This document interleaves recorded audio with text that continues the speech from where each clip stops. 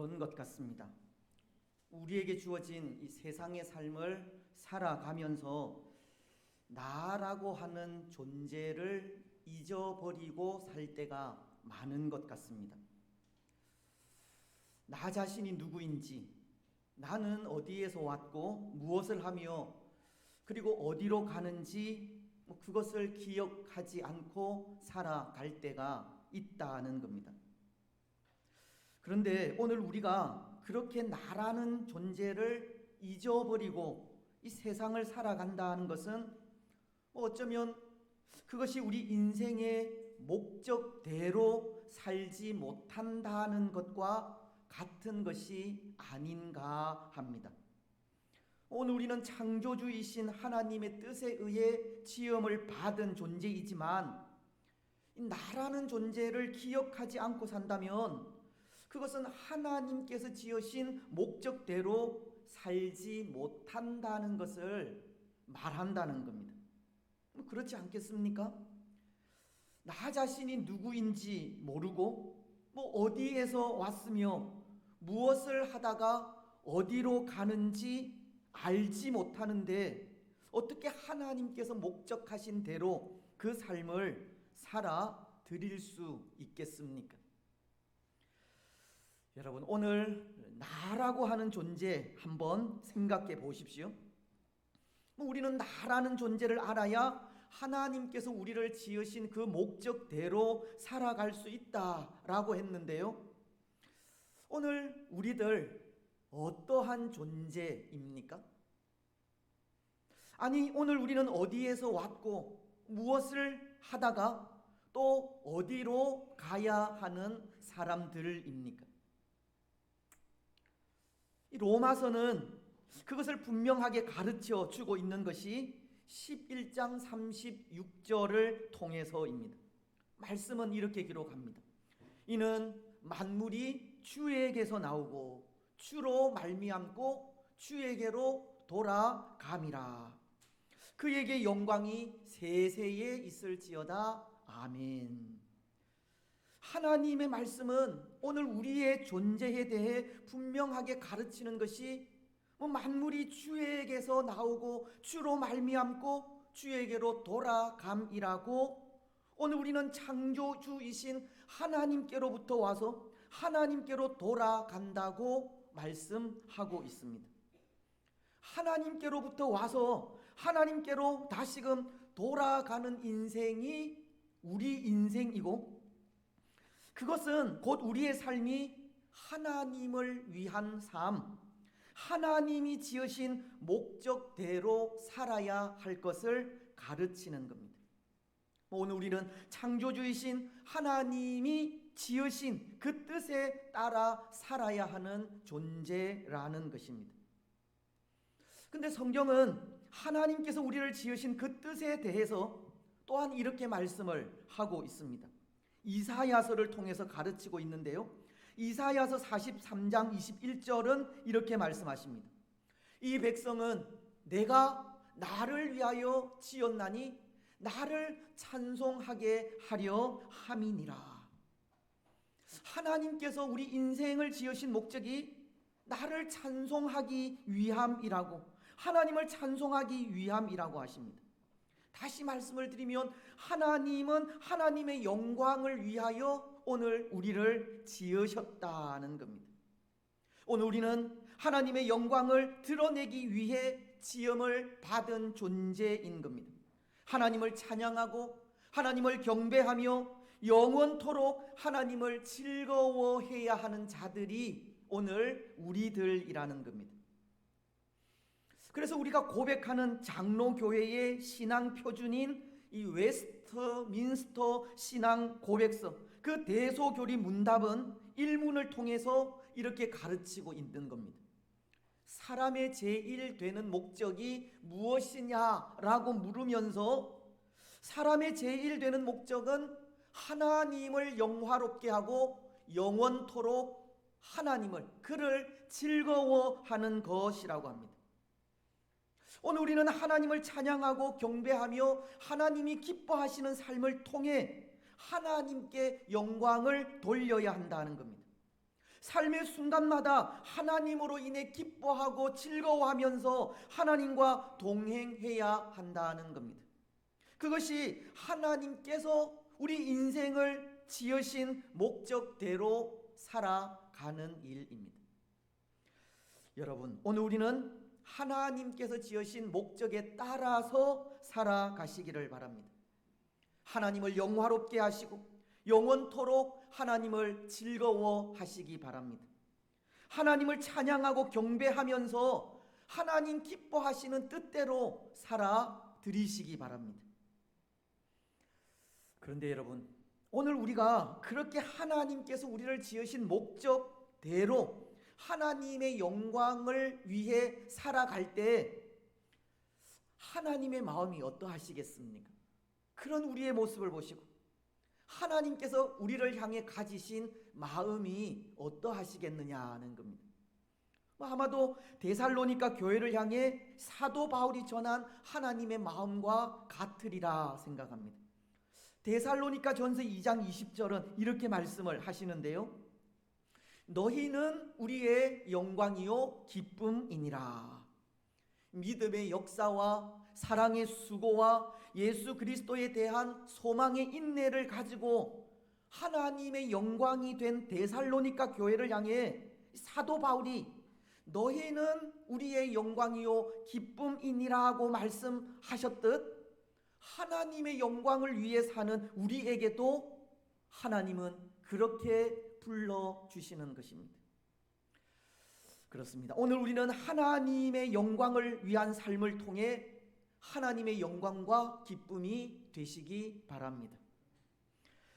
여러분, 그런데 때로 하나님께 드리는 그 영광을 통해 하나님의 영광과 기쁨이 되어야 할 사람들이 하나님의 영광과 기쁨이 아니라 오히려 염려를 끼쳐 드릴 때가 있다는 생각을 하기도 합니다. 어쩌면 성경이 자주 언급하는 이 양의 비유를 통해서가 아닌가 한데요. 오늘도 우리가 읽은 시편 23편이 그렇게 믿음의 사람들을 이 양으로 비유하고 있는 것이 그러한 염려가 담겨져 있기 때문은 아닌가 한다는 겁니다. 오늘 1절은 이렇게 말씀하고 있지 않습니까? 여호와는 나의 목자시니 내게 부족함이 없으리로다. 말씀은 하나님을 우리의 목자로 비유를 하고 있는 겁니다. 그렇다면 오늘 우리는 무엇이 된다는 말입니까? 하나님께서 우리의 목자라고 하신다면 오늘 우리는 목자이신 하나님께서 기르시는 양이 된다는 겁니다. 하나님은 오늘 우리를 양에 비유하셨다는 겁니다. 이 말씀뿐 아니라 이사야서 53장 6절이 말씀하고 있는 것도 우리는 다 양 같아서 그릇 행하여 각기 제 길로 갔거늘 여호와께서는 우리 모두의 죄악을 그에게 담당시키셨도다. 이 이사야서에도 믿음의 사람들에 대해 양 같다고 양의 비유를 하고 있으며 요한복음도 그러합니다. 요한복음 10장 27절은 이렇게 말씀하고 있기 때문입니다. 내 양은 내 음성을 들으며 나는 그들을 알며 그들은 나를 따르느니라. 시편 100편 3절도 마찬가지입니다. 여호와가 우리 하나님이신 줄 너희는 알지어다. 그는 우리를 지으신 이요 우리는 그의 것이니 그의 백성이요 그의 기르시는 양이로다. 하나님은 우리를 향해 양으로 비유를 하고 있다는 것입니다. 근데 여러분, 사실 이 양이라고 하는 짐승은 그렇게 지혜로운 짐승은 아닙니다. 때로 온순하기는 하지만 어리석기도 하고 또 때로는 무기력한 짐승이기도 하기 때문입니다. 이 양은 홀로는 아무것도 할 수 없는 짐승이기도 하고 겁이 많은 짐승이기도 하다는 겁니다. 그래서 이 목자들에 의해서 끊임없는 돌봄이 없으면 항상 자기 마음대로 위험이 도사리는 길로 가게 되는 겁니다. 이사야서에도 우리는 다 양 같아서 각기 제 길로 갔거늘이라고 하듯이 이 양들은 목자들의 돌봄이 없이는 제 갈 길로 가는 참 어리석은 짐승인 겁니다. 또한 이 양들은 이 목자들이 푸른 풀밭으로 쉴만한 물가로 인도하지 않으면 이 몸에 해로운 것인지도 모르고 아무 것이나 먹고 마시게 됩니다. 양들은 지혜가 없어서 먹어야 할 것을 분별하지 못한다는 겁니다. 뿐만이 아닙니다. 이 양들은 목자들이 새로운 목초지로 인도하지 않으면 그야말로 판에 박힌 생활을 반복하기도 하는 겁니다. 같은 지역을 계속 맴돌기도 하고 그래서 쉽게 사나운 짐승들의 표적이 되기도 합니다. 오늘 4절 하반절을 통해 주의 지팡이와 막대기가 나를 안위하시나이다 라고 하듯 양들은 목자들이 그 지팡이와 막대기로 이 사나운 짐승들을 막아주지 않으면 속절없이 그 짐승의 먹이가 되기도 한다는 겁니다. 양들은 사나운 짐승들의 공격을 받을 때 방어할 아무런 능력도 없고 그 공격에 쉽게 낙담하기도 하며 그런 상태에서 겁을 먹고 죽어 버리기도 하는 겁니다. 여러분, 양은 바로 이런 짐승입니다. 무기력하기도 하고 겁도 많으며 돌보아줄 목자가 없이는 이 생존이 불가능한 존재입니다. 한마디로 어리석고 무기력하여서 그 주인에게 염려를 끼치는 존재가 이 양이라고 하는 존재라는 겁니다. 그런데 오늘 하나님은 이렇게 그 주인에게 염려를 끼치는 양을 우리 믿음의 사람들에게 비유를 하신 겁니다. 이해가 되십니까? 왜 이런 어리석고 무기력한 양을 믿음의 사람의 비유를 하셨는지 이해가 되느냐는 겁니다. 때로 저는 조금은 이해할 수 있을 것 같은데요, 양의 이러한 속성이 우리 사람과 비슷하다 생각하기 때문입니다. 양은 우리 사람과 그 속성이 비슷해서 그런 겁니다. 그렇지 않습니까? 사실 오늘 우리도 하나님께서 우리를 눈동자와 같이 지켜주시지 않으면 너무 쉽게 유혹의 길로 들어갑니다. 제 갈 길로 간다는 겁니다. 또 오늘 우리에게 이 살아서 운동력이 있는 하나님의 말씀이 바로 전달되지 않고 그 말씀에 우리 자신을 쳐서 복종시키지 않으면 이단들의 유혹에 넘어가게 되고 또 죄의 자리에 머물게도 되는 겁니다. 죄 앞에 너무나도 무기력한 존재가 우리들이고 죄 앞에 그 어떤 힘도 써보지 못하고 쓰러지고 넘어지는 존재가 우리인 것입니다. 자그마한 일에도 쉽게 낙담하고 흔들리며 나 자신을 돌아보기보다 남 탓하기를 잘하는 존재가 우리들이기도 한 겁니다. 오늘 우리는 양이 가진 속성과도 너무나도 닮아 있다는 겁니다. 비록 오늘 우리가 하나님께서 기뻐하시는 하나님의 영광이 되는 그런 존재이기는 하지만 언제 하나님의 영광을 가릴지 알 수 없는 참 어리석은 존재가 바로 우리 인생이라는 겁니다. 하나님의 영광을 위해 살아야 하는 우리들이 사실은 그렇게 하나님께 염려를 끼치는 그런 존재라는 것입니다. 그런데 여러분, 하나님은 왜 우리를 그같이 어리석고 미련한 존재로 지으셨겠습니까? 왜 우리를 양과도 같은 그런 존재로 만드셨겠습니까? 그것은 두 가지 이유에서가 아닌가 한데요. 그 첫 번째는 우리 인생이 그렇게 어리석고 무기력한 존재임을 가르쳐 주시기 위해서입니다. 오늘 우리가 하나님의 영광을 위해 지음을 받은 존재이기는 하지만 그 이전에 우리는 너무나도 연약한 존재라는 것을 알게 하시기 위함이라는 겁니다. 야고보서 3장 2절 말씀처럼 우리가 다 실수가 많으니 만일 말에 실수가 없는 자라면 곧 온전한 사람이라 능히 온 몸도 굴레 씌우리라. 우리가 다 실수가 많은 자들임을 알리시는 겁니다. 다 연약한 자들임을 알리시는 겁니다. 그렇습니다. 사랑하는 여러분, 오늘 우리는 참 연약한 자들입니다. 너무나도 무기력한 존재이고 어리석고 나약한 존재입니다. 누구나가 다 그렇습니다. 오늘 이 세상에 완벽하고 완전한 사람이 없지 않습니까? 야고보서에도 능력의 사람인 이 엘리야 선지자에 대해 엘리야 선지자도 우리와 성정이 같은 사람이라고 했고, 예수님의 수제자인 베드로도 실수가 많은 사람이었으며, 사도 바울까지도 그 육체의 가시를 짊어지고 있던 사람이라고 했습니다. 오늘 이 세상엔 완벽하고 완전한 사람은 없다는 겁니다.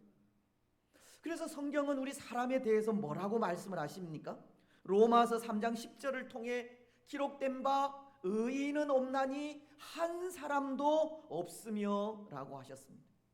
오늘 우리는 죄인일 뿐이고 완전하지도 완벽하지도 않은 존재인 겁니다. 그래서 우리 인생에게는 소망이 없다라고 하는 겁니다. 또 그렇기 때문에 하나님은 오늘 우리에게 아무 소망이 없는 인생을 의지한다든지 도울 힘이 하나도 없는 인생에게 도움을 구하는 길은 망하는 길이라고 하셨습니다. 시편 146편 2절은 이렇게 말씀하시기 때문입니다. 귀인들을 의지하지 말고 도울 힘이 없는 인생도 의지하지 말지니. 여러분, 오늘 우리는 어리석은 인생입니다. 우리 인생에게는 아무런 소망이 없습니다. 오늘 우리는 우리가 어리석은 인생임을 인정해야 하고 그 누구에게 아무런 도움도 소망도 되지 않는 인생임을 고백해야 합니다. 또한 그 누구의 도움을 구해서도 의지해서도 안 됩니다. 모르겠습니다. 혹 오늘 우리 중에는 아무런 도울 힘이 없는 인생에게 소망을 두는 분이 있을지는 모르겠지만 그런 분이 있다면 죄송하지만 그분은 지금 망해 가고 있는 중입니다. 우리 중에 누군가 사람에게 도움을 구하며 나아간다든지 사람을 의지하고 있다면 그는 정말 소망 없는 인생일 뿐이라는 겁니다. 어리석은 인생 중에 더욱 어리석은 인생입니다. 하지만 하나님은 오늘 우리에게 어리석고 소망 없는 인생이 아니라 우리가 참되게 의지할 유일하신 한 분을 허락해 주시지 않았습니까? 우리가 의지할 수 있는 유일하신 분을 보내어 주셨다는 겁니다. 여러분, 그분이 누구이십니까? 잘 아실 텐데요. 그분은 바로 우리의 참된 목자가 되시고 우리의 구원자이신 예수 그리스도이십니다.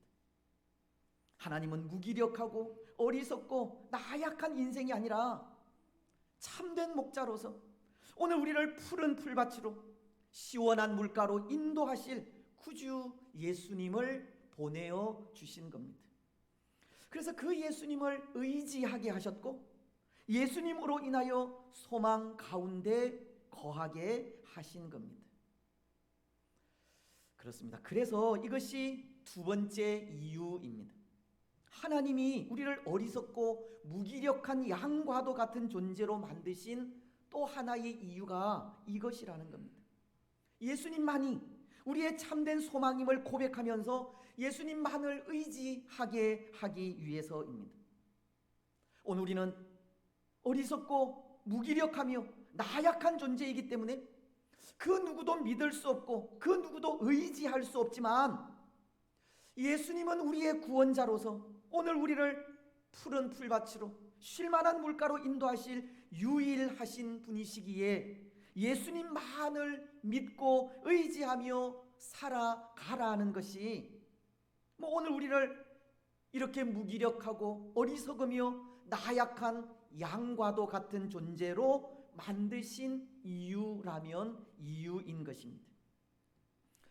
여러분, 오늘 우리는 우리의 참된 소망이신 예수님만을 믿고 의지하며 나아가야 합니다. 오늘 우리에게는 우리의 소망이신 예수님의 돌보심이 절대적으로 필요합니다. 하나님의 세심하신 손길이 우리에게는 필요하고 눈동자와 같이 보호하시는 하나님의 보호가 우리에게서 떠나서는 안 됩니다. 다시 말씀을 드리면 오늘 우리의 참된 목자는 오직 한 분 예수 그리스도밖에 없다는 겁니다. 오직 예수님만이 우리의 참된 목자가 될 수 있습니다. 그래서 요한복음은 10장 11절로 15절을 통해 이렇게 말씀하십니다. 우리 이 말씀 함께 읽었으면 좋겠는데요. 같이 읽겠습니다. 시작. 나는 선한 목자라. 선한 목자는 양들을 위하여 목숨을 버리거니와 싹구는 목자가 아니요 양도 제 양이 아니라 이리가 오는 것을 보면 양을 버리고 달아나나니 이리가 양을 물어가고 또 해치느니라. 달아나는 것은 그가 싹군인 까닭에 양을 돌보지 아니함이나 나는 선한 목자라. 나는 내 양을 알고 양도 나를 아는 것이 아버지께서 나를 아시고 내가 아버지를 아는 것 같으니 나는 양을 위하여 목숨을 버리노라. 아멘.